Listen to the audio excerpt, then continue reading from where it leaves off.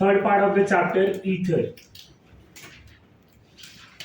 हमने alcohol phenol ether alcohol phenol पढ़ लिया है।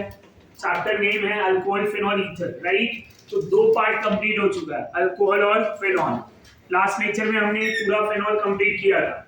अभी ईथर के बारे में डिस्कस करेंगे। सबसे पहले ईथर होता क्या है, ईथर का फंक्शनल ग्रुप क्या होता है, ईथर में कौन से फंक्शनल ग्रुप होते हैं। तो ईथर जो है वो ROR होता है, राइट, ROR, इसको बोलेंगे ether, right. ROR is a ether. अब ईथर को अगर डिफाइन करना है, कैसे डिफाइन कर सकते हैं। डेफिनेशन की अगर मैं बात करूं, ether is a derivative of alkane, ether is a derivative of alkane in which hydrogen is replaced by OR group। ये ROR बनाना है ना, ये आपके पास अल्केन है, क्या करना होगा, H is replaced by OR group। Ether को आप डिफाइन कर सकते हैं अल्काइल हैलाइड से, where X is replaced by OR group। Ether is a derivative of alcohol where H is replaced by R group।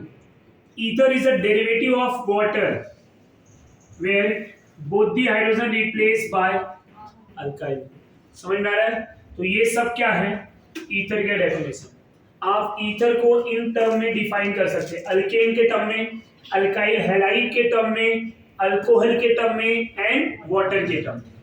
समझ में आ रहा है। अगर अल्केन की बात होगी तो ether is a derivative of alkane, ether is a derivative of alkane in which hydrogen is replaced by OR group। Ether is a derivative of alkyl halide in which halogen is replaced by OR group। Ether is a derivative of alcohol in which hydrogen is replaced by R group। And ether is a derivative of water in which both the hydrogen replaced by R group। समझ में आ रहा है, यहाँ कोई confusion. Types of ether, types of ether. Ether के type की अगर मैं बात करूं तो ईथर के कितने टाइप होते हैं। ईथर के दो टाइप होंगे। First one is symmetric ether, first one is symmetric ether. What is the meaning of symmetric ether. Symmetric ether का मतलब क्या है, यहां जो मैंने ROR लिया है, अगर मैं ROR की बात करूं, यहाँ पे ROR डैश ले दे रहा हूं, तो where R equal to R dash, इधर भी R डैश ले सकते, R equal to R dash, दोनों अल्काइल सेम होंगे। तो अगर यहाँ पे एग्जांपल की बात करूं, CH3O CH3, यहीं पे कॉमन नेम भी मैं डिस्कस कर ले रहा हूँ, कॉमन नेम भी एग्जांपल के साथ कॉमन नेम।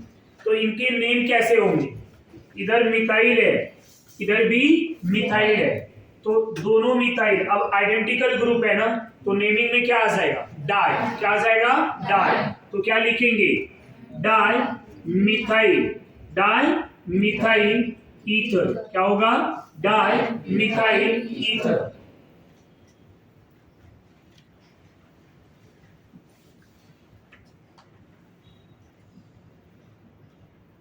और इधर क्या हो जाएगा, ethyl ethyl, di ethyl, ethyl ethyl, di ethyl, di ethyl ether, di ethyl ether.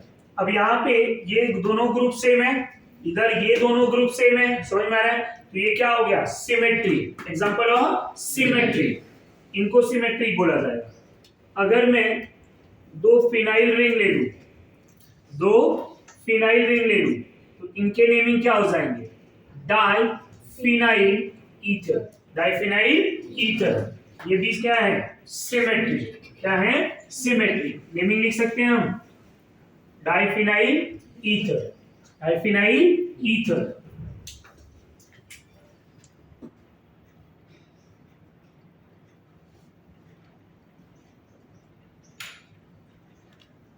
कौन सा ग्रुप है ये, आइसोप्रोपाइल। कौन सा ग्रुप है, आइसोप्रोपाइल। इधर भी आइसोप्रोपाइल है, यहाँ पे भी आइसोप्रोपाइल है, तो नेमिंग में क्या आएगा, di isopropyl, di isopropyl ether, diisopropyl ether. इतना मोर देन इनफ है। Second type unsymmetric, second type is unsymmetric ether, unsymmetric ether, symmetric ether and unsymmetric ether, symmetric ether and unsymmetric ether. Unsymmetric में क्या होगा? RO R dash. अब यहां क्या होगा? R and R dash not equal. ये दोनों इक्वल होंगे क्या?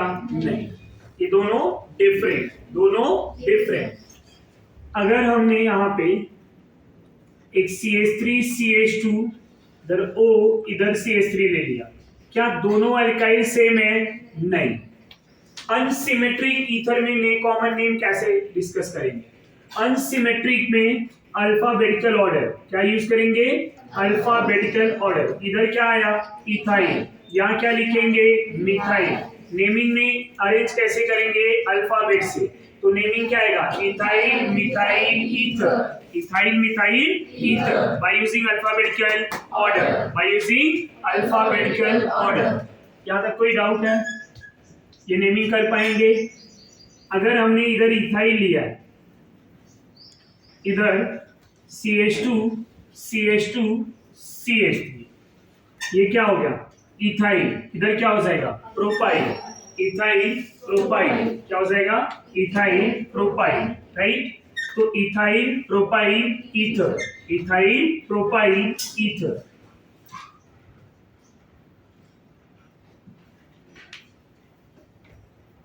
एक एरोमेटिक रिंग भी ले लूं अगर मैं, यहां O इधर CH3, ये फिनाइल है, ये मिथाइल है, तो नेमिंग कैसे लिखेंगे?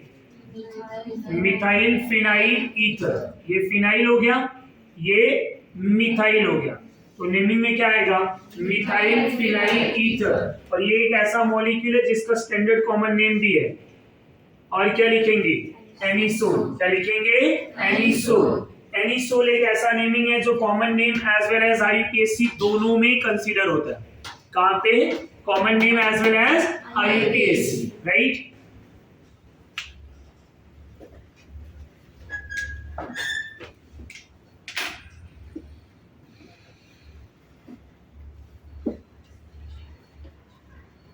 तो CH2 CH3, इसका कॉमन नेम क्या होगा? इथाइल फिनाइल ईथर, जिसको और क्या बोलते हैं?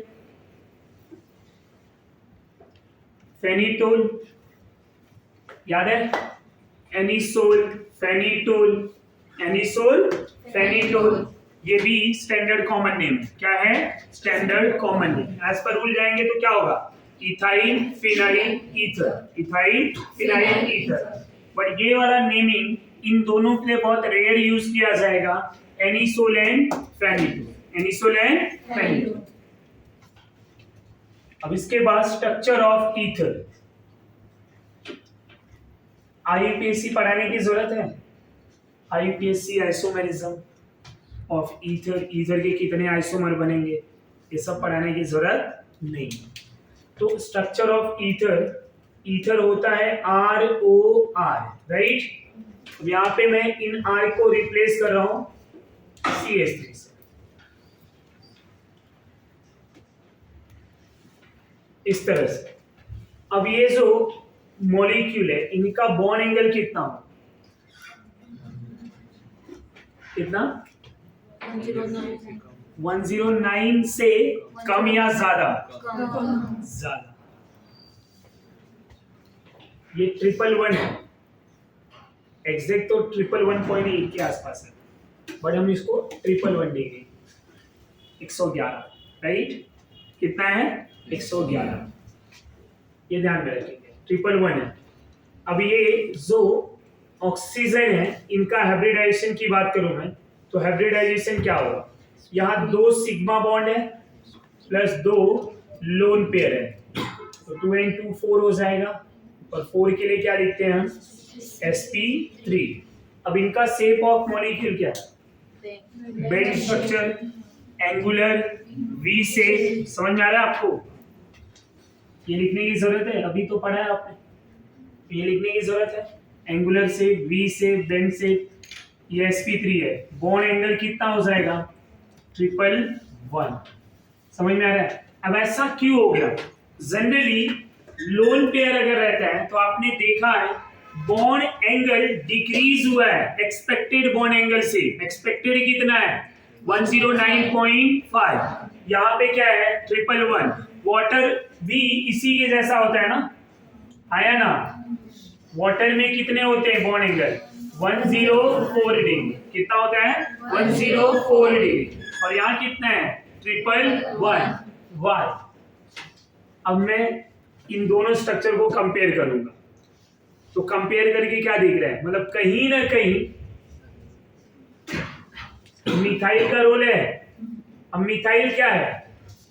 Alkyl group. इसको बोलते हैं alkyl group is a bulky group. Alkyl group is a bulky group. तो due to bulky nature of methyl, due to bulky nature of methyl, यहाँ पे रिपल्सन मैक्सिमम होगा। अब रिपल्सन किसके बीच में मैक्सिमम हो रहा है? दो मिथाइल ग्रुप के बीच में। किसमें? दो मिथाइल ग्रुप के बीच में। और जब दोनों के बीच में रिपल्सन ज्यादा होगा तो बॉन्ड एंगल क्या होगा? बढ़ेगा। लोन पेयर में रिपल्सन ज्यादा होगा तो bond angle come, but in दोनों के बीच में रिपल्सन ज्यादा तो बॉन्ड एंगल ज्यादा। समझ में आ रहा है? तो यहाँ पे due to larger group, methyl is a bulky group, तो यहाँ पे मिथाइल मिथाइल रिपल्सन मैक्सिमम हो गया। और मैक्सिमम होने की वजह से एक्सपेक्टेड बॉन्ड एंगल 109.5 से कितना हो गया? ये 111। कितना हो गया? 111। यहाँ तक कोई confusion? Why dimethyl ether bond angle is higher than expected bond angle? Because of methyl methyl repulsion. Because of methyl methyl repulsion. यहाँ तक समझ में आया? कोई कंफ्यूजन? ये सब खत्म हो गया है आपका पढ़ के। Method of preparation of ether. Method of preparation of ether. Ether के preparation, first method of preparation की अगर मैं बात करूं, from alcohol, from alcohol, alcohol से हमें ईथर बनाना है। अल्कोहल से हमें क्या बनाना है? ईथर। यहां पे डिहाइड्रेशन प्रोसेस होगा। क्या होगा? डिहाइड्रेशन। बट कौन से टाइप का dehydration? Intermolecular, intermolecular dehydration. Intermolecular dehydration. Student, if you remember beta elimination reaction, so beta elimination भी डिहाइड्रेशन था। बीटा एलिमिनेशन भी डिहाइड्रेशन था, बट वो कौन से टाइप का डिहाइड्रेशन था? Intramolecular dehydration. एक ही मॉलिक्यूल से OH और H जा रहा था। यहाँ एक मॉलिक्यूल से अगर OH जा रहा है तो दूसरे से H जाएगा, तो उसको क्या बोलेंगे? इंटरमोलिक्यूलर। अगर मैं रिएक्शंस की बात करूं, ये रिएक्शन में 2 मोल अल्कोहल लिए जाएंगे। ये 1 मोल, ये दूसरा मोल ROH। इनको जब रिएक्ट कराएंगे concentrated sulphuric acid, concentrated sulphuric acid at 413 Kelvin temperature. This temperature 413 temperature पे जब हम इस अल्कोहल को रिएक्ट कराएंगे, अल्कोहल को जब भी रिएक्ट कराएंगे 413 टेम्परेचर पे, concentrated sulphuric acid act as a dehydrating agent, act as a dehydrating agent. एक अल्कोहल का H जा रहा है तो दूसरे का क्या जाएगा? OH। अब यहाँ पे क्या मिल गया? वाटर। बचा क्या? ROR। प्रोडक्ट क्या मिलेगा? ROR। ROR is a ether, ROR is a ether plus H2O। अब ये बन गया ईथर। पर यहाँ पे टेम्परेचर क्या यूज हुआ है? 413। इफ यू रिमेंबर, अल्कोहल को 440 डिग्री से ऊपर टेम्परेचर ले लिया जाए तो अल्कोहल कन्वर्टेड इनटू अल्कीन, इसमें चला जाएगा अल्कीन में। समझ में आ रहा है? तो यहाँ पे ये जो रिएक्शन है कहीं ना कहीं टेम्परेचर कंट्रोल रिएक्शन है। क्या है? Temperature control. मतलब रिएक्शन में टेम्परेचर को कंट्रोल रखना। अगर टेम्परेचर इंक्रीज हो गया, टेम्परेचर इंक्रीज हो गया, if the temperature is rises from 413 to 440 up, 440 से ज्यादा, then alcohol converted into alkene और वो प्रोसेस हो जाएगा इंट्रा।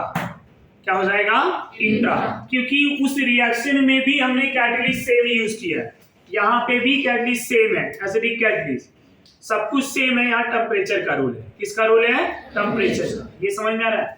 अगर आपसे क्वेश्चन पूछा जाए कि इस अल्कोहल से यहाँ ईथर बन रहा है और अल्कोहल से अल्कीन बन रहा है, दोनों में किसका सबसे इंपॉर्टेंट रोल है? कैटलिस्ट तो सेम, मॉलिक्यूल भी सेम, किसका रोल? टेम्परेचर। ये समझ में आया? अब एग्जांपल की बात करेंगे। इथेनॉल ले लूं मैं अगर, राइट, कॉन्सेंट्रेटेड सल्फ्यूरिक एसिड। अब यहाँ एग्जामिनर आपको कंफ्यूज भी करना चाहेगा, ये तो मोल है ना, हम बैलेंस करते हैं, एक ऐसा एक ही दिया, अगर ऐसा डायरेक्टली बोल दिया कॉन्सेंट्रेटेड सल्फ्यूरिक एसिड ले लूं और यहीं पे 413 केल्विन टेम्परेचर है। अब बोले इस इथेनॉल से क्या बनेगा? टेम्परेचर देखेंगे, यहाँ तो क्या कर लेंगे, फिर जैसे ये मॉलिक्यूल एक दिख रहा है ना, मल्टीप्लाई बाय 2 करके क्या बना लेंगे? Di ethyl ether, di ethyl ether. ये रिएक्शन समझा या नहीं? ये समझ में आ रहा है? अब ये रिएक्शन हुआ कैसे?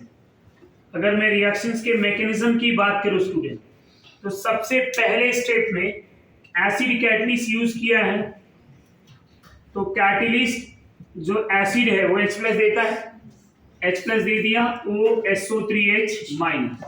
अब ये जो H+ है, सेकेंड स्टेप में, अब यहाँ अगर मैं इस पर्टिकुलर रिएक्शंस के लिए मैकेनिज्म की बात करूं, तो इथेनॉल जो है लोन पेयर ऑक्सीजन के पास है, तो ये लोन पेयर एसिड कैटलिस्ट के ऊपर अटैक करेगा और ये स्टेप जो होगा वो फास्ट स्टेप होगा। प्रोडक्ट में क्या मिलेगा? CH3 CH2 OH2 plus lone. तीसरे स्टेप में क्या होगा स्टूडेंट? थर्ड स्टेप में ये 1 मोल अल्कोहल H+ से अटैक किया, राइट? रिएक्शन में 2 मोल चाहिए, तो दूसरा मोल जो अल्कोहल है CH3 CH2 OH, ये alcohol act as a nucleophile, किसके जैसा बिहेव करेगा? न्यूक्लियोफाइल। और दूसरा जो मेरा प्रोटोनेटेड अल्कोहल है OH2 प्लस, इस तरह से ये स्टेप हो जाएगा RDS और reaction favour SN2। Back side से अटैक हो रहा है, समझ में आ रहा है? 2 मॉलिक्यूल भी है, तो क्या हो गया? SN2। समझ में आ रहा है? बैक साइड अटैक, ये बॉन्ड टूट जाएगा, वाटर निकल गया, यहाँ H2O निकल गया, बचा क्या? CH3 CH2 O के साथ ये बॉन्ड बनाएगा CH2।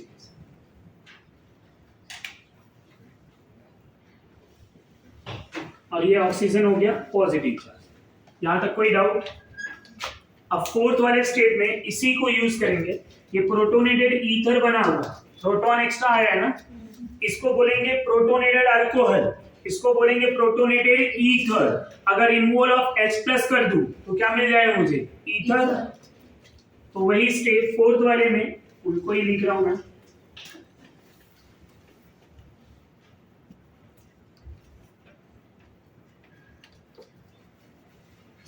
अब क्या हो जाएगा? फर्स्ट स्टेप में H+ को निकाल देंगे, ये H+ चला गया तो बॉन्ड का इलेक्ट्रॉन इधर आ जाएगा, जो प्लस था वो क्या हो गया? न्यूट्रल। और इधर क्या मिल गया? Di ethyl ether, di ethyl ether. और H+ आपने जो कैटलिस्ट यूज किया था स्टेप 1 में, वो यहाँ पे रीजन। समझ में आया? अब पहले स्टेप में क्या किया है? ये जो कैटलिस्ट है उस कैटलिस्ट ने H+ दे दिया। अब ये H+ क्या किया? एक अल्कोहल पे अटैक किया, जो प्रोटोनेटेड अल्कोहल बनाया। फिर another mole of alcohol attack to protonated alcohol, right? यही मेरा स्टेप क्या है? RDS। यही स्टेप रिएक्शंस के स्पीड को बताएगा, यही स्टेप रिएक्शंस के नेचर को बताएगा। तो ये नेचर कैसा दिख रहा है? बैक साइड से अटैक हो रहा है, समझ में आ रहा है आपको? बैक साइड से अटैक हो रहा है, RDS में 2 मॉलिक्यूल आए हैं, तो रिएक्शन हो गया SN2, substitution nucleophilic bye molecular reaction. तो ये रिएक्शन SN2 है, तो यहाँ क्या क्या ध्यान में रखना होगा? पहले तो ये जो रिएक्शन है स्मॉलर अल्कोहल के लिए होगा, साइज ऑफ अल्कोहल बढ़ेगा तो रेट ऑफ रिएक्टिविटी कम होगा। 3 डिग्री के लिए पॉसिबल नहीं है। समझ में आ रहा है आपको? तो यहाँ पे ये SN2 को फेवर कर रहा है, प्रोटोनेटेड ईथर मिला, रिमूवल ऑफ H+, जो मुझे क्या मिल गया, डाई इथाइल ईथर।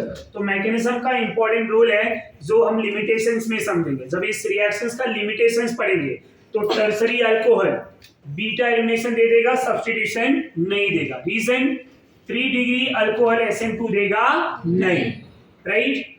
ये पॉइंट को ध्यान में रखेंगे। दूसरा, साइज ऑफ अल्काइल ग्रुप बढ़ेगा तो ईथर बनने की पॉसिबिलिटी कम होता जाएगा।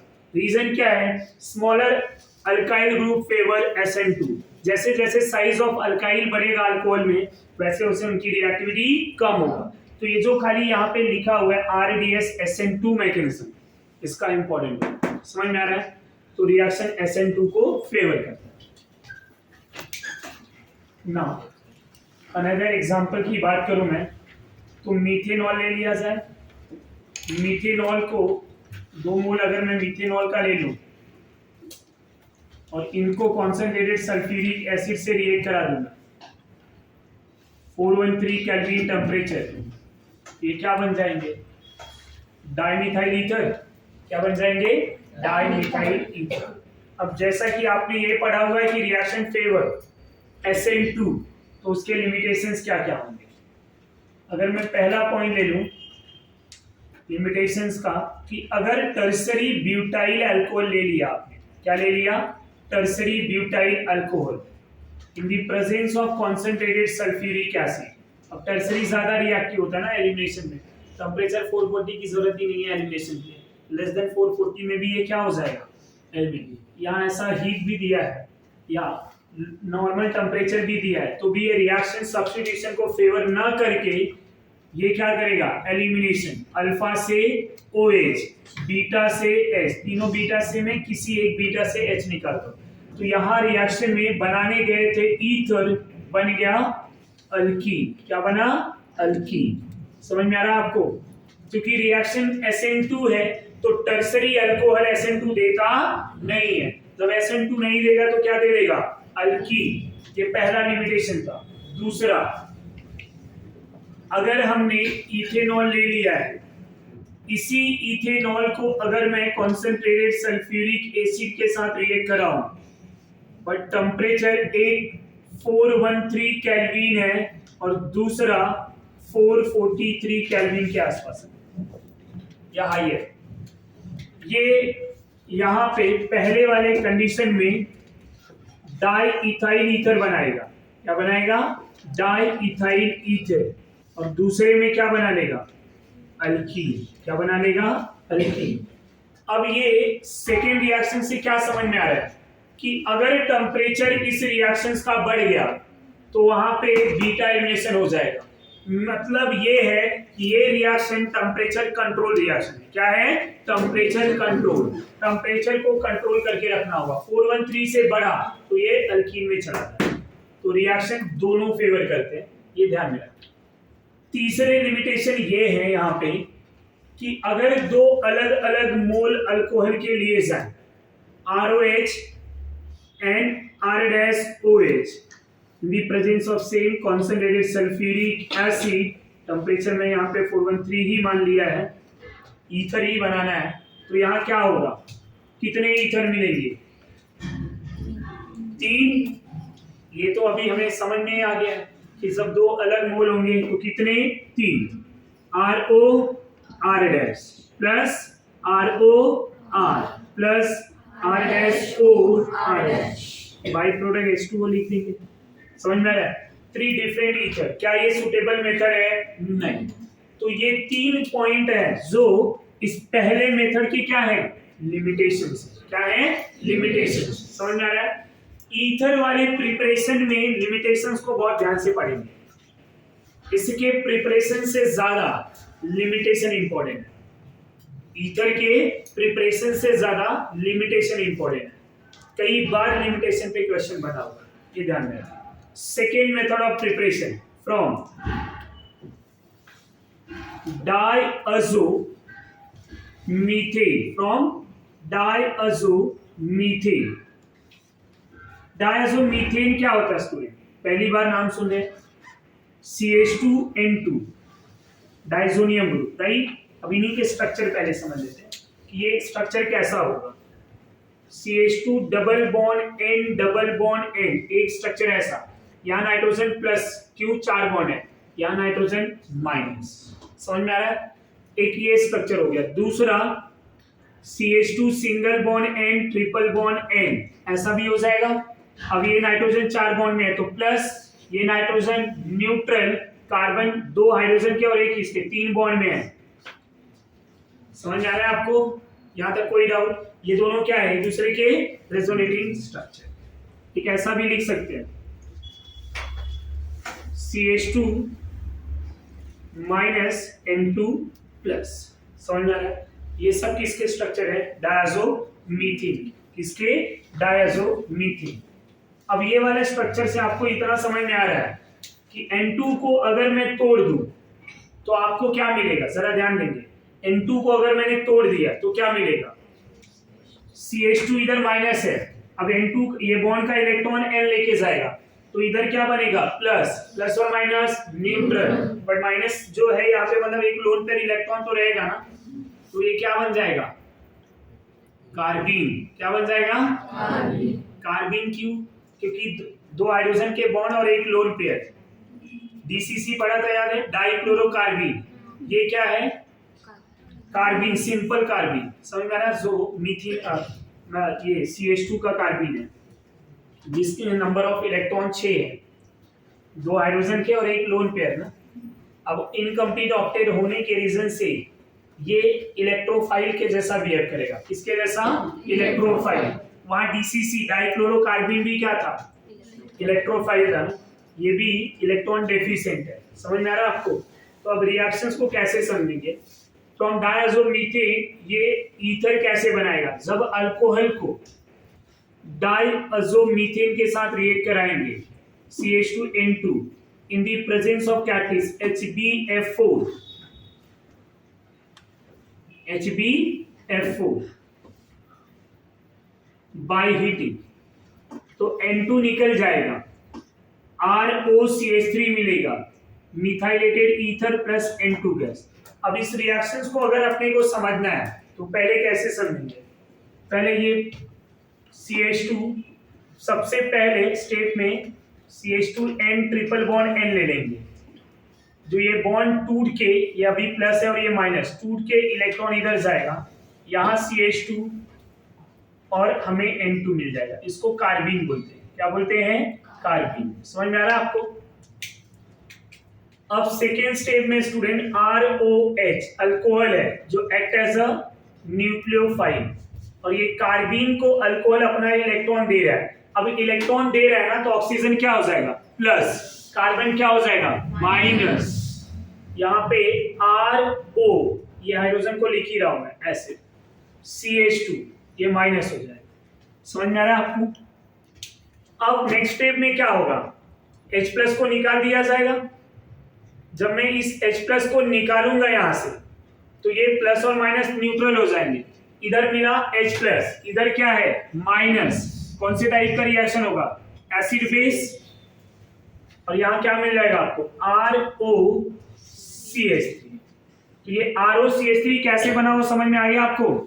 सबसे पहले कार्बीन मिला, इस कार्बीन को हमने अल्कोहल से रिएक्ट कराया तो डायरेक्टली ये हो जाता है, बट फिर भी हमने यहाँ पे इस टाइप से रिप्रेजेंट किया हुआ। ये रिएक्शन जो होता है ना, SN2 को फेवर करता है। किसको फेवर करता है, मतलब बहुत हाइयर अल्कोहल के लिए नहीं। अब यहाँ पे मैं मीथेनॉल ले लूं, क्या ले लूं, मीथेनॉल, उसको डायज़ोमीथेन के साथ रिएक्ट करा दूं in the presence of HbF4 by heating, answer आ जाएगा। ये ऐसा मेथड है जिसमें सिमेट्रिक ईथर मिलता है। ये मतलब इस मेथड में पहला इकलौता जो है सिमेट्रिक मिलेगा, बाकी और कोई सिमेट्रिक बना सकते हैं नहीं। समझ में आ रहा है? बाकी अगर मुझे लेना है तो अब कोई और अल्कोहल लूंगा, इथेनॉल के साथ क्या मिलेगा, इथाइल मिथाइल ईथर, जो क्या मिलेंगे, अनसिमेट्रिक। क्या मिलेंगे, अनसिमेट्रिक। अगर स्टूडेंट यहाँ फेनॉल ले लिया जाए तो क्या हो जाएगा?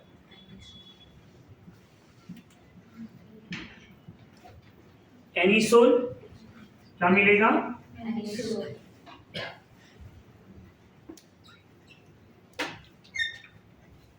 अनदर अल्कोहल ले लूं मैं,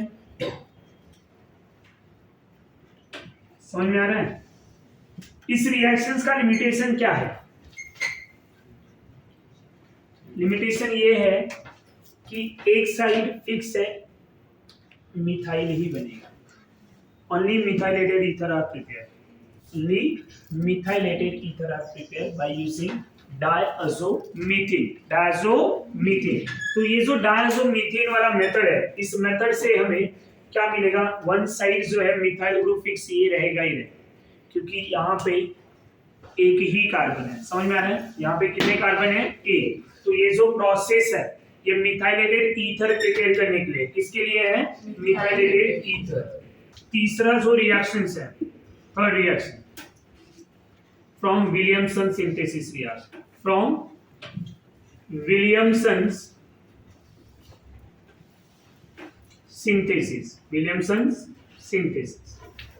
By using Williamson synthesis reaction, how will you prepare ether? आप ether कैसे प्रिपेयर करेंगे? ये वाला भी रिएक्शन SN2 को फेवर करता है। ether वाले जितने भी रिएक्शन आ रहे हैं, समझ में आ रहा है? ये तीनों एनसीईआरटी में दिया हुआ। सबसे पहले हमने अल्काइल हैलाइड ले लिया, अल्कोक्साइड से रिएक्ट कर लिया, यहां पे बाय हीटिंग। अब ये ग्रुप जो है यहाँ पे अटैक करेगा, NaX निकल जाएगा और ROR ईथर मिलेगा प्लस NaX। विलियमसन सिंथेसिस एक ऐसा मेथड है जिससे आप symmetric as well as unsymmetric दोनों प्रिपेयर कर सकते हैं। तो one of the more suitable method for preparation of ether. समझ में आ रहा है? पर एक बातें याद रखेंगे, reaction favour SN2, reaction favour SN2। अब SN2 को फेवर कर रहा है मतलब क्या होगा? मतलब लार्जर अल्काइल ग्रुप नहीं लेना है आपको, लार्जर अल्काइल ग्रुप नहीं लेना है। टर्सरी ईथर बनाना है तो आपको रिएजेंट बहुत सुटेबल लेना पड़ेगा। ऐसा नहीं कि टर्सरी नहीं बनेगा, पर वहां पे रिएक्शंस में न्यूक्लियोफाइल और रिएजेंट बहुत सुटेबली आपको अरेंज करना होगा। कैसे वो भी हम डिस्कस करेंगे। यहाँ पे अगर मैं मिथाइल क्लोराइड, ब्रोमाइड, आयोडाइड कुछ भी ले लूं, इधर सोडियम मिथॉक्साइड ले लूं, बाय हीटिंग क्या मिलेगा? Dimethyl ether. रिएक्शन लिख पाएंगे हम। इधर अगर हमने इथाइल ले लिया, आयोडाइड, CH3 CH2ONA, सिमेट्रिक बना देते हैं, बाय हीटिंग आंसर आ जाएगा। यहां पे आइसोप्रोपाइल क्लोराइड ले लिया मैंने और यही सोडियम इथॉक्साइड ले लिया। अब क्या मिलेगा? Unsymmetric ether. क्या मिल जाएगा? Unsymmetric ether. ये समझ में आ रहा है? यहां तक कोई डाउट? यहां मिथाइल क्लोराइड ले लूं और यहां फिनॉक्साइड ले लूं, कौन से टाइप का रिएक्शन हो जाएगा? ये भी रिएक्शन ईथर बना लेगा, राइट? यहाँ पे भी ईथर बन जाएगा। पर यहीं पे जरा ध्यान देंगे, ये जो प्रोडक्ट मिल रहा है इस प्रोडक्ट को बोलेंगे एनिसोल। क्या बोलेंगे? एनिसोल। यही एनिसोल हम ऐसा भी समझ सकते हैं,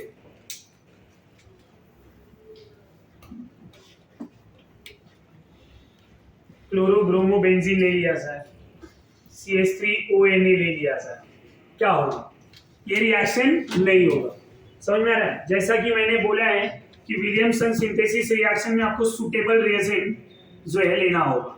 ये ईथर तो बनेगा, बट कब? जब आप मिथाइल क्लोराइड लेंगे और फिनॉक्साइड लेंगे। आप ये कंडीशन में रिएक्शन लेंगे तो नहीं होगा। रीजन, ये मॉलिक्यूल SN2 फेवर नहीं करता। अगर मुझे टर्सरी ब्यूटाइल ईथर बनाना है तो मैं इधर Br आयोडीन कुछ भी ले लूं और ये जो न्यूक्लियोफाइल ले रहा हूं मैं तो टर्सरी ब्यूटॉक्साइड है। समझ में आ रहा है आपको? ये रिएक्शन बन जाएगा। बट अगर आपने यहां पे टर्सरी ले लिया तो क्या ईथर मिलेगा नहीं।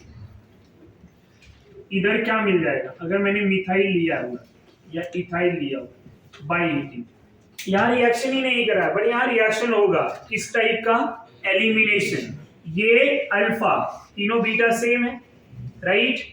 अल्फा का जो Br है Na के साथ चला जाएगा और जो H निकलेगा वो किसके साथ जाएगा, O के साथ। तो ओवरऑल प्रोडक्ट क्या मिलेगा, isobutene, right, plus methane all, यानी समझा आपको, इस तरह से।